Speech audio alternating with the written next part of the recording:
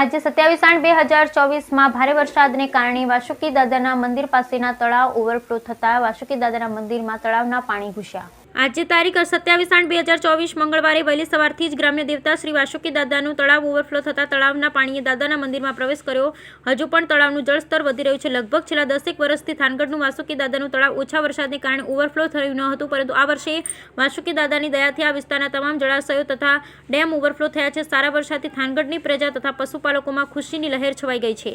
સ્થાનિક લોકો હરખ સાથે જણાવી રહ્યા છે કે ઘણા વર્ષ પછી થયેલો આવા સારા વરસાદને લીધે આ વર્ષે થનારો તરણેતરનો મેળો ખૂબ જ સારો રહેશે। શ્રી વાસુકી દાદા મંદિર મહંત શ્રી પ્રશાંતગીરી તથા શ્રી નીરજગીરીએ આવા વાતાવરણ વચ્ચે થાનગઢના શહેરીજનોને ઓવરફ્લો થયેલા જળાશયથી સાવધાન રહેવા અપીલ કરી। બ્યુરો રિપોર્ટ જયેશભાઈ મોરી। જય વાસુકી દાદા મિત્રો, થાનગઢમાં છેલ્લા 2-3 દિવસથી વરસી રહેલા વરસાદને લીધે અત્યારે આજે 27 તારીખને મંગળવારે થાનગઢના તમામ જળાશયો ઓવરફ્લો થઈ ગયા છે। દાદાના મંદિરમાં પણ નવા નીર તળાવના આવી ચૂક્યા છે।